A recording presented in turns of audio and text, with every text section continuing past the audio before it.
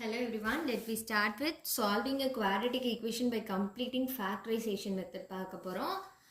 Last topic வந்து quadratic equation பார்த்தோமா.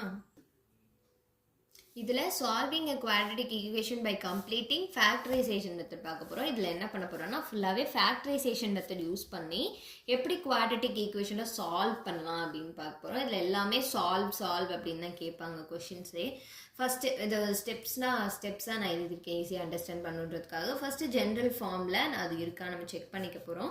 இல்லைன்னா நம்ம ஜென்ரல் ஃபார்மாக மாற்றிடணும். ஏதாவது ax² + bx = c = 0ன்னு வச்சுக்கலாம். ஓகே, அடுத்து என்ன பண்ண போகிறோம்னா ஸ்ப்ளிட்டிங் த மிடில் டேர்ம்னா இந்த டேர்ம், அதாவது இந்த டேர்மை வந்து நம்ம ஸ்ப்ளிட் பண்ணுவோம். அப்புறம் 2 லீனியர் ஃபேக்டர்ஸ் வந்து நமக்கு கிடைக்கும். அதாவது நம்ம ஃபேக்டரைசேஷன் பண்ணும்போது எந்த மாதிரி நமக்கு கிடைக்குமோ அது ஆக்சுவலாக இதுவும் ஒரு ஃபேக்டரைசேஷன் மெத்தட். ஆனால் நம்ம வேறு மாதிரி பண்ணுவோம். இதில் நம்ம நார்மலாக இந்த மாதிரி ப்ளஸ் டேர்ம் மல்டிபிள் டேர்ம் கண்டுபிடிக்கிறதுக்கு பதிலாக நம்ம இதில் வேறு மாதிரி ஒரு ஃபேக்டரைசேஷன் மெத்தட் யூஸ் பண்ணியிருப்பாங்க. இதுவும் உங்களுக்கு புரியும். சம பார்க்கும்போது உங்களுக்கு நான் வந்து கிளியராக சொல்கிறேன். ஸோ 2 லீனியர் ஃபேக்டர்ஸை மாற்றிட்டு அந்த லீனியர் ஃபேக்டர்ஸை 0க்கு ஈக்குவேட் பண்ணுவாங்க. அப்போ நமக்கு 2 ரூட் கிடச்சிரும். நார்மலாக நம்ம பண்ணுற மெத்தட் தான், ஆனால் வந்து இது வந்து கொஞ்சம் டிஃப்ரெண்ட்டாக இருக்கும் அதை விட. ஸோ அதே நமக்கு 2 ரூட்ஸ் தான் கிடைக்க போகுது இந்த குவாட்ரட்டிக் ஈக்குவேஷன் வச்சு. அது நம்ம எப்படி பண்ணலான்னு வந்து இப்போ கரஸ்பாண்டிங் எக்ஸாம்பிள்ஸில் நம்ம பார்க்கலாம். ஃபஸ்ட்டு எக்ஸாம்பிள் 3.26 பார்க்கலாம். சால்வ். இது எல்லாமே நம்ம சால்வ் அப்படின்னு கொடுத்துருவாங்க. ஏன்னா டாப்பிக்கே என்னென்னா சால்விங் எ குவாட்ரட்டிக் ஈக்குவேஷன். ஸோ அதனால சால்வ்னு கொடுத்துட்டு ஒரு ஈக்குவேஷன் கொடுத்துட்டாங்க குவாட்ரட்டிக் ஈக்குவேஷன். இதை நம்ம பார்க்கும்போது எப்படி தெரியும், நீ வந்து இதுக்கு வந்து ஃபேக்டரைசேஷன் பண்ணனா ரொம்ப கஷ்டமாக இருக்கும். ஏன்னா 2√6 அதெல்லாம் இருக்குது. ஸோ அதனால் வந்து அவ்வளோ கன்ஃபியூஸ் பண்ணிக்க வேணுன்றதுக்காக ஸோ கிவன் கொஷின் எடுத்து எழுதியாச்சு. மிடில் டேர்ம் என்ன பண்ணணும், ஸ்ப்ளிட் பண்ணணும். ஃபஸ்ட்டு கிவன் எழுதிடணும், மிடில் டேர்ம் ஸ்ப்ளிட் பண்ணி நம்ம ஃபேக்டர்ஸ் கண்டுபிடிக்க போகிறோம். ஸோ மிடில் டேர்மை ஸ்ப்ளிட் பண்ணுங்கள். இங்கே என்ன இருக்குது, 2√6x இருக்குது, 2√6x. ஸோ அதை வந்து ஒரு -√6x அண்ட் -√6x பிரிச்சுட்டாங்க. ஸோ இதை ரெண்டையும் இப்போ ஆட் பண்ணி பாருங்கள், -2√6x அப்படின்னு நமக்கு கிடைக்கும். ஸோ இது வந்து ஸ்ப்ளிட் பண்ணியாச்சு நம்ம மிடில் டேர்ம். அப்போது இதில் இருந்து எதை காமனாக எடுக்க முடியும் அப்படின்னு பார்க்கணும். இது ரெண்டுத்துலேயே இருந்து என்ன காமனாக எடுக்கலாம் அப்படின்னா எக்ஸ் எடுக்கலாம். எக்ஸ் வந்து 2 டேர்ம்லேயே இருக்குது. அது போக என்ன எடுக்கலாம் அப்படின்னா √2 எடுக்கலாம். இங்கே √2வே இல்லையே, அப்புறம் எப்படி √2 எடுப்பீங்க அப்படின்னு கேட்கக்கூடாது. இங்கே வந்து √2 × √2 அப்படிங்கிறது 2. இது வந்து நார்மலாக எல்லாருக்குமே தெரிஞ்சிருக்கும்.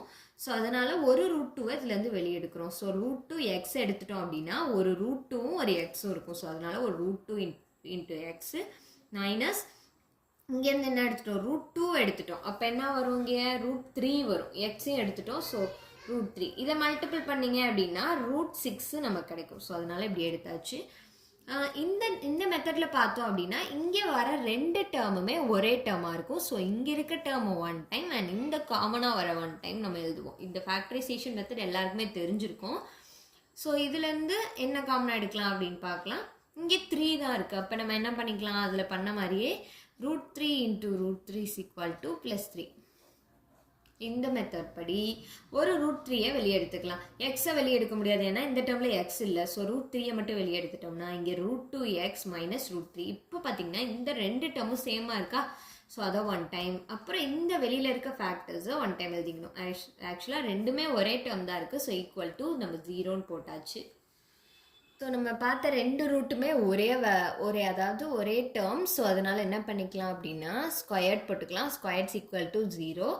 இப்போ வந்து இதை 2 பக்கமும் ஸ்கொயர் பண்ணிக்கலாம். ஏன்னா வந்து இப்போ ஸ்கொயர்ட் பண்ணாலும் நமக்கு =0 அப்படின்னு வரும்போது போத் சைட் ஸ்கொயர்ஸ் பண்ணோம் அப்படின்னா இந்த ஸ்கொயர் கேன்சல் ஆயிடும். ஸோ எக்ஸோட வேல்யூ கண்டுபிடிக்கிறதுக்காக √2x = இந்த √3 வந்து -√3 வந்து இந்த பக்கம் +√3 ஆயிடுச்சு. x = √3 / இந்த √2வை கீழே எழுதியாச்சு. ஸோ நமக்கு வந்து ரூட்ஸ் கிடச்சிருச்சு.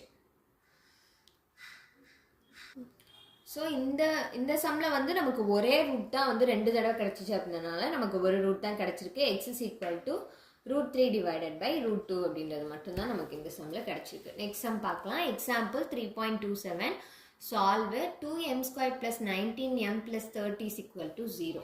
ஃபஸ்ட் என்ன பண்ணிப்போம், ஆஸ் யூஷுவல் எடுத்து எழுதியாச்சு. இது ஜென்ரல் ஃபார்மேட்டில் தான் இருக்குது. மிடில் டேர்மை ஸ்ப்ளிட் பண்ண போகிறோம். இங்கே 19m இருக்குது. ஸோ என்ன பண்ணிக்கலாம் அப்படின்னா இந்த டேர்முக்கு ஏற்ற மாதிரி இந்த சைடு இருக்க டேர்ம், அதாவது இந்த 30க்கும் இந்த 2க்கும் ஏற்ற மாதிரி நம்ம ஸ்ப்ளிட் பண்ணிக்க போகிறோம். ஸோ 30ங்கிறனால இங்கே 15ஆக பண்ணியிருக்காங்க.